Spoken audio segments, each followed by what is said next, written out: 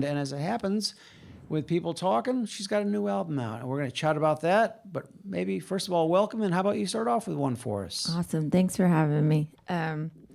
This is the first single we released off the new record, People Talk. It's called Only Nice When I'm High.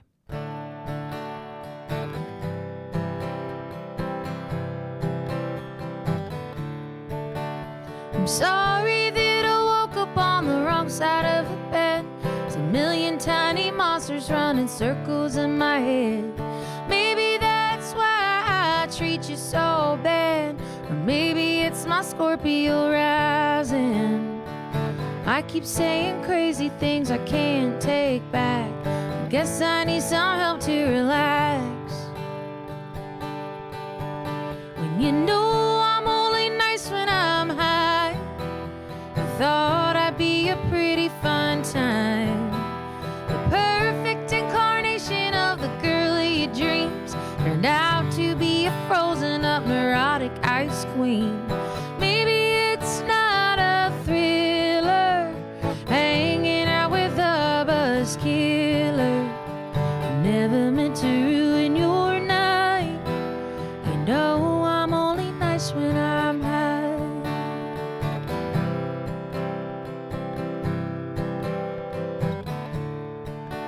Sometimes I get the feeling that I can't cut loose. It's hard to keep on dancing when there's rocks in your shoes. Everywhere I go I feel like I have to choose between putting on a big show or hiding. There's no good reason for me to hold back. Be the first to defend or be the first to attack. I'm doing all I can not to come unglued, so I can be a fun girl too. There's only one remedy that I can find to leave the prison of my mind. When you know I'm only nice when I'm high, you thought I'd be a pretty fun time. The perfect incarnation of the girl of your dreams turned out to be a frozen up neurotic ice queen.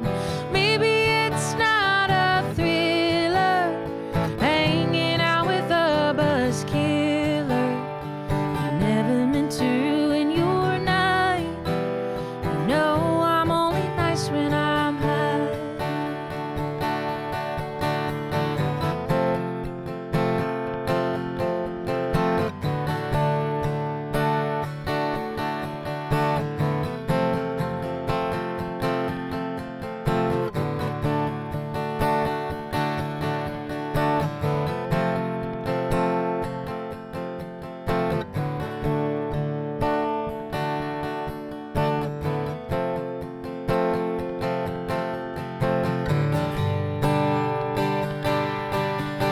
You know I'm only nice when I'm high. I thought I'd be a pretty fun time. The perfect incarnation of the girl of your dreams turned out to be a frozen up neurotic ice queen. Maybe it's not a thriller, hanging out with a buzz killer. I never meant to ruin your night. You know I'm only nice when I'm high.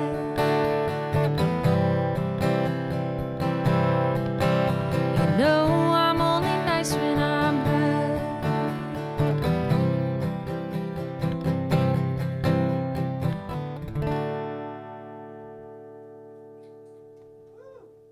Here on WTJU, the sounds of Lauren Morrow, and she is live with us ahead of a concert this very night here in Charlottesville at the Southern. It's actually a co-bill with Joshua Headley, and you can find all the details on that over at WTJU.net. I think that show starts at 8 o'clock. Well, welcome to WTJU. Thank you. Glad to be here. Yeah, let's talk about, a lot of folks know you from as one of the founders of the Whiskey Gentry and the evolution to Lauren Morrow and her band. Yeah. So we had Whiskey Gentry for over a decade, my husband Jason and I, and we were kind of like a bluegrass punk band with a girl lead singer, and we toured all over the place. We did a lot of stuff, But then, everyone started to kind of move away and have children. And Jason and I were kind of have been all in on, pursuing this as a career since we met. And so we decided, it was really Jason's idea. He was like, well, let's just redo everything and just do it underneath your name. And then at the same time, it coincided with our move to Nashville. So it felt like the right time to kind of start something new. And sonically, I was starting to pull away, songwriting-wise, away from super country or bluegrass sounds too. Because I think that there's a lot more that I'm influenced by. And even though, like, my voice can lend itself to that, it's not the only thing that I want to do forever, Well, let's talk about those influences. Yeah. First, let's start with what were you listening to as a kid?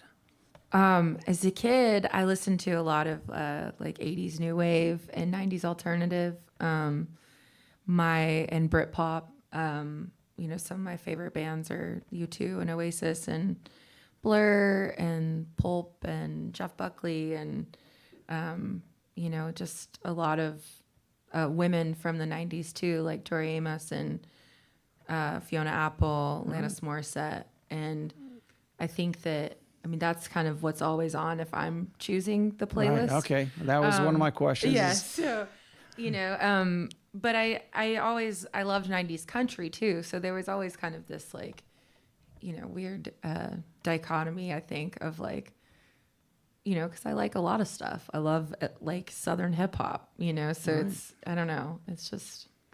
Well, everyone evolves, and so Yeah. you keep finding that sound, but you've got those roots there that you are there as you write and start to figure out sound as you go on. We had Yeah. a great cellist in yesterday, Rushad Eggleston, that's toured the world and played with a group called Crooked Still with Aoife Donovan, but he wanted to do his own thing, and so folks wanted to, but you're not going to make. He said, "This is what I want to do. I'm an artist. Let me evolve." And same thing for you. Yeah. And it's nice, it's, I think you reach a certain point where you kind of stop caring what other people have to think about it. Like if you don't like it, you don't have to listen to it anymore. But I wasn't in a position where I wanted to play every single song, 180 beats per minute for the rest of my life. Because I'm getting too old for that. So it's too fast.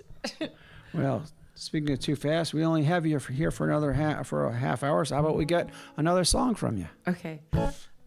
Ironically, this is the most country song on the record. So after all of that, this is a song that Jason and I wrote shortly after moving to Nashville, and it's about what our life looks like in the music industry there. It's called Hustle.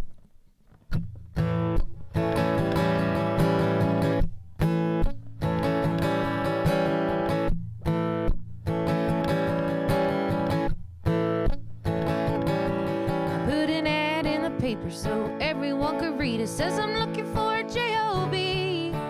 Cause the dream I'm living keeps taking from my pockets, ain't paying what I thought it'd be. Well, that's the cost of being my own boss. And don't you know I love it? So when a call comes in that says, hey, you're hired, I'll tell them where they can shove it. You got a H-U-S-T-L-E. You gotta hustle, baby, just like me. A bartender or teacher or television preacher, you just tryna make your ends meet. There may be a time when my name's in lights, won't stop there, you'll see. I'll be working till I'm dead, cause that's the way I'm bred. Hustle, baby, just like me.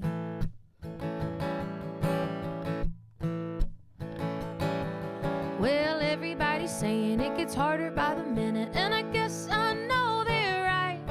Cause I've been playing for tips down on the Broadway strip every other Sunday night.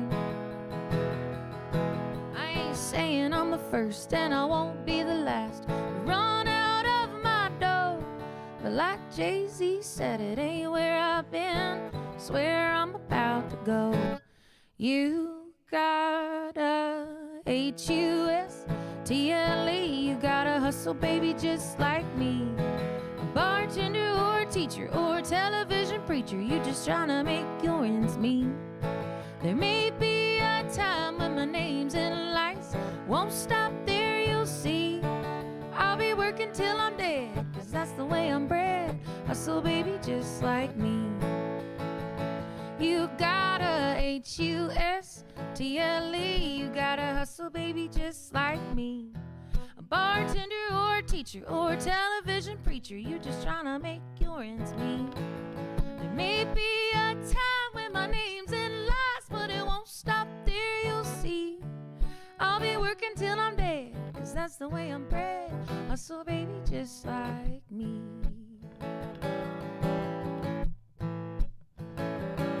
'Cause I'm a hustler, baby.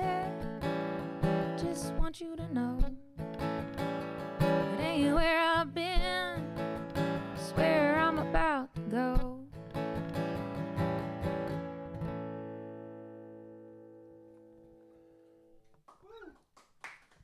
Live here at the stage, WTJU, Lauren Morrow, and that was Hustle, another one from her new album, People Talk. And we've got Lauren here with us ahead of her concert this very evening here in Charlottesville at the Southern. It's a co-bill with Joshua Headley, and she's got a whole range of gigs coming up. If I'm reading this right, she's going to be in Roanoke Friday at the Spot. She's going to be in Richmond Saturday night at the Get Flight Lounge, Abington Sunday, and then Charleston Poorhouse Tuesday, and well, that goes all the way on through July And then it 15th. keeps going. That's the beauty of being on the road. You know, as David Bromberg once said, you know, I'm not paid to be a musician, I'm paid to drive. So, Yeah, right? Yeah. I know. Well, let's talk about, you know, the hustle that comes to you moving from Georgia, is that right? Yeah, from Yeah, Atlanta. to Nashville. What was the biggest change for you in that? I think that the biggest change, and this was a great change, was that when we got to Nashville and we started to kind of grow in our community there, that it felt like that. It felt like a community, you know, and I think that I had this impression for the longest time that moving there was going to feel really cutthroat and hard, and, you know, and but I've found personally that we have a community around us that really champions each other, and especially a lot of women in that community that champion each other. And we are all very supportive. We all have the same jobs. We all have the same grievances and the same, you know, fears, but we also cheer each other on, I think, when the other has success, and it feels like a very supportive, loving community for us there, which is nice. Yeah, my friends, the Wild Ponies, Doug and Talisha Williams, Yeah. you know, they would tell me about how supportive it was. And then I've seen folks like Melody Walker working with Molly Tuttle and others. Yeah. And so they're Yeah. there to support one another. And it's not cutthroat. But I'm sure there are places in which that happens, you know, of course, but I think that within our community on the East Side, and, you know, and at least the people that I know that kind of run in these similar circles, it feels very welcoming and good. And I think as long as you have something to offer and you're not trying to take, I do think that people there have a pretty good sense of who's real, who's fake. yes, yeah, exactly. And I think that, you know, as long as you're real and you are there for the right reasons, I think that everyone's pretty welcoming. Well, as I said, you've got this new album out, People Talk, and it was about, 2018 that you released the EP? Yeah. So what's been the biggest change between the EP and the album for you? I think the EP started to kind of drift sonically away from things from Whiskey Gentry. There was like a step in a different direction, like a little sidestep maybe. There's like a synth solo on it, which felt really crazy at the time. Like, oh God, you know, everyone's gonna freak out. There's a keyboard on this country song. But I think that, you know, it felt like a good kind of step. You know, that's when we started to incorporate, you know, double guitar and not, you know, fiddle or banjo or mandolin and things like that, and kind of get more into like the little rock elements of things instead of folk, I guess. Yeah. Bluegrass. So. And as you are I mean, this is the first real serious push with the new album, right? Yeah. So the album came out in March. We did we were gone for a month. We did 3 weeks in Sweden and Norway, and then we did a date in London. And then we got home for about 2.5 weeks and then started this tour. What's the experience been overseas? Because that wasn't, with the Whiskey Gentry, that was a routine for you. But, taking this new album under your name. Yeah. It was amazing. It's so wild to go to, Stockholm and have your show sell out, or London. And it felt so, they were just the kindest people. Swedish people are so kind and welcoming. And we had a lot of sellout shows on that tour that were kind of mind blowing that happened. But I actually get I think more spins in Stockholm than I do in Nashville, oddly enough. So maybe I just need to be a Swede. Who knows? Well, I'm trying to remember. Is Darling West from Sweden or Norway? I think they're from Norway. Norway, I think. Yeah, but up Scandinavia, it's amazing how this sound is really just taken over you. And then you've got the Tundra Festival that goes on, and they bring in so many great American acts. Yeah. It feels very... everyone appreciates it a lot there, and I think also making the effort to go over there and be, in these kind of smaller towns in Sweden, and people come out, and I would get asked a lot, why are you here? I'd be like, well, we got this tour, and, but they were just so excited, and that makes me feel excited. So it's good. Well, one thing I know that our listeners are excited for is another song. Cool. Okay, I'm going to do one off of the 2018 EP that I wrote about my mom. And my mom is, she's very cool. She used to sneak out of her house when she was 16, and she'd go hang out with Leonard Skinner and the Allman Brothers Band. And when I was 16, I was dressed up like Harry Potter outside of Barnes & Noble. So she's very cool and way cooler than me. And this is Vicky Lynn.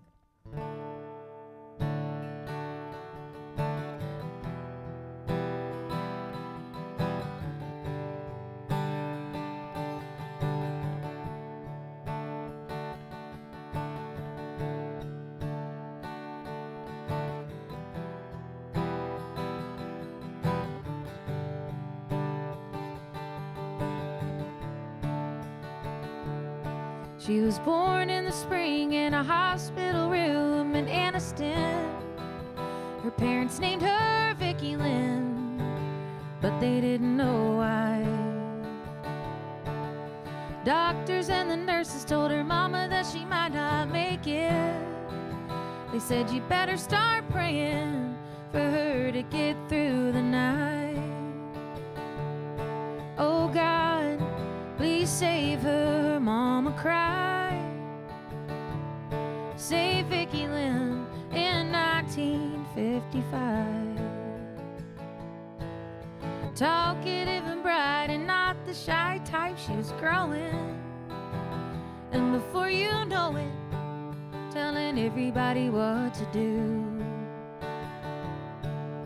Baby brother came in, the family moved away to Birmingham. That's when she really began to show him her bad side too. Her mama's worried, but her daddy's full of pride.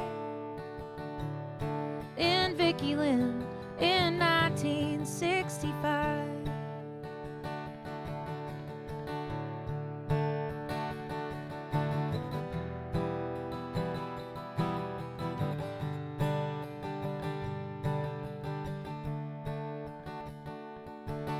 Senior year, long hair behind her ears, she's glowing.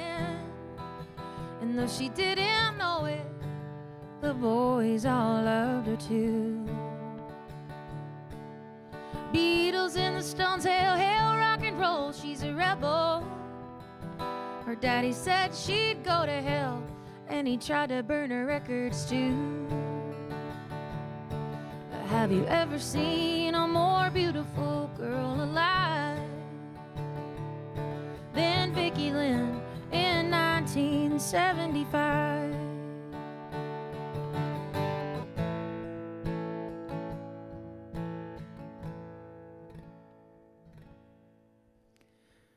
broken divorce with a child to care for. She's a baby, raising a baby at 22. By the time she found peace with her boy on her knees, she had had it. So she moved to Atlanta to start over for a year or two. She met a man at a party and gave love another try. She became my mama in 1985.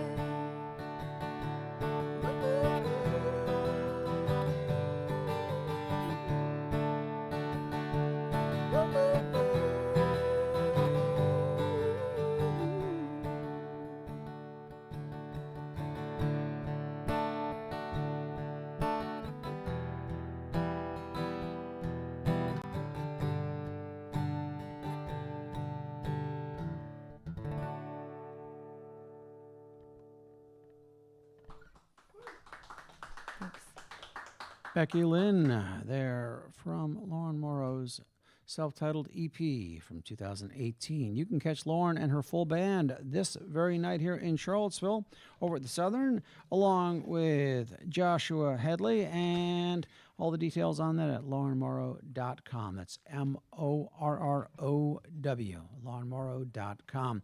And Lauren, as I was listening to that beautiful song, I was just thinking about your songwriting. And did you ever go back and look at some of your earliest songs that you've written and just the evolution of those? Yeah.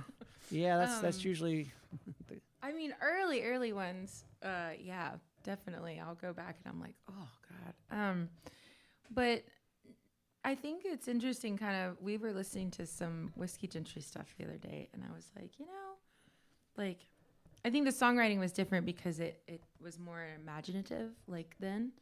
So I would kind of make up stories and do, things about, I don't know, more folk sounding stories and things. But I think now everything is very personal. So it's somewhat easier, but also somewhat harder to try and kind of put all of that into words in a concise amount of time. Yeah. Now, are you one who sets time aside to write, or is it inspiration for you? It has to be both, because if I don't, when we were writing People Talk, the record, I had to make myself kind of treat it like, I wouldn't say a job, but something that I needed to try and do every day.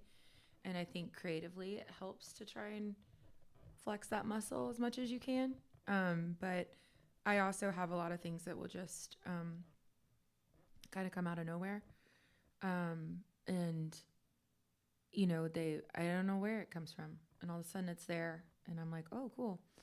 But it's not easy all the time to kind of pull it out of your brain, Well, I'm curious, are you someone who's, once you've written that song, it becomes a placeholder, or do you allow that song sometimes to evolve over time? You might say, this, I might change the words in this one. Yeah, and I think especially on this record, it was such a more collaborative songwriting experience because, I had, of course, Jason, my husband, helping. He's always generally the first person that I'll kind of pitch a song to, and I'm like, hey, I wrote this. Is it stupid or is it good? Whatever, and he'll have feedback. But then Parker Kaysen, who produced the record, who did songwriting on the majority of the songs on this album as well, his brain is so musical, and so is Jason's, but, I try and kind of write all of the lyrics and, and they are very good at thinking about chord structures and song structure that's outside of the box, if that makes sense. Yeah. Well, this album was produced by No Lightweight, and the studio where you did has had a lot of great folks in there. Let's talk about the studio for a sec. Yeah, so we started recording People Talk in November of 2019 at Sound Emporium in Nashville, which was a studio of Cowboy Jack Clements. And it's wild the amount of people who've recorded there. And we did it in the big studio, and it was just you know, one of those, when I think back on it, you know, you've ever have days or times in your life when you're like, for lack of a better word, it just felt like everything was just magical and all kind of put together there. And it was so exciting. And we cut the whole record for the most part, aside from a few overdubs there at Sound Emporium. And then, you know, March of 2020, the pandemic hit. So I was like, well, I don't want to put this record out during a pandemic. It's my first, you know, stab at a full-length record. So, so we waited until March of this year, which feels crazy, but also, you know, what were those few years? I don't even know. Yeah, all kind of blind for Yeah. all of this. Well, before I let you get out the door, I'm curious, are you someone who wants, when you're performing live, it to resonate closely with the studio album, or do you have a whole different sound for the live?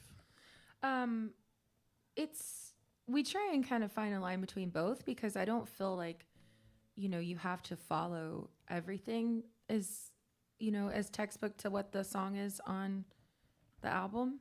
I like for the people that I play with to take liberty when it works, because they're all very talented musicians and they should be able and allowed to do that.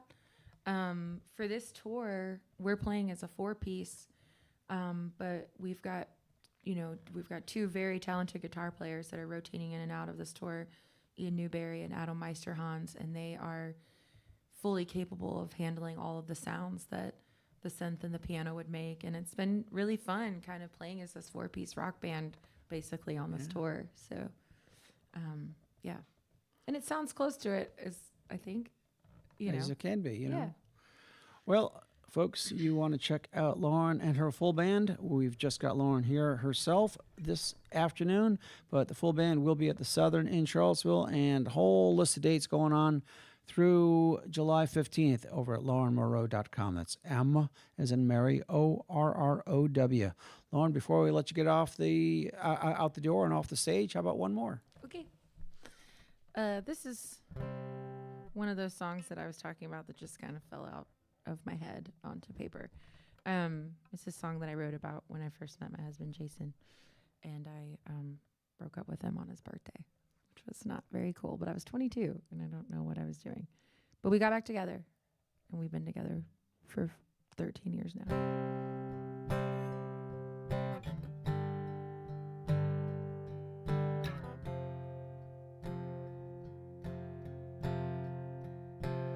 It's 5 o'clock in the morning on your birthday,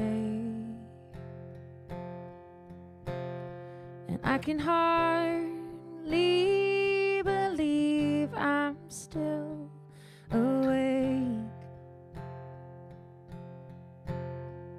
Oh, that's okay.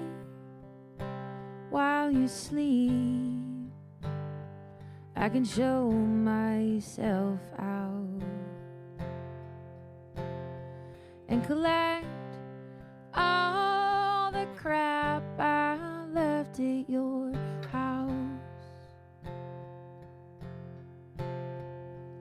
I'm sorry that it had to go this way.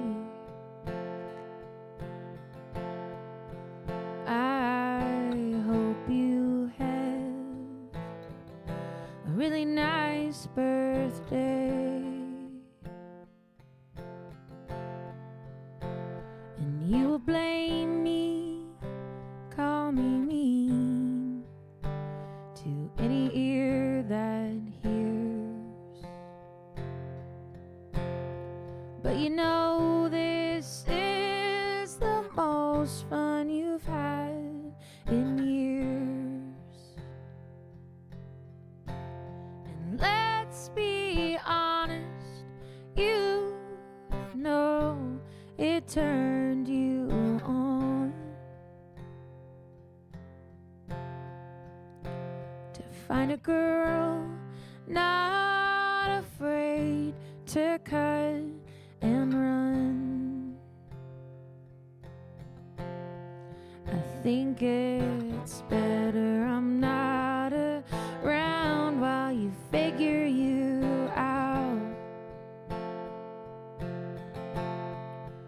Do you think that either one of us knows what love's about? So when I see you around at every bar in town, fireworks in my brain and I feel sick, it just means that I'm not over you yet. It just means that I'm not over you yet.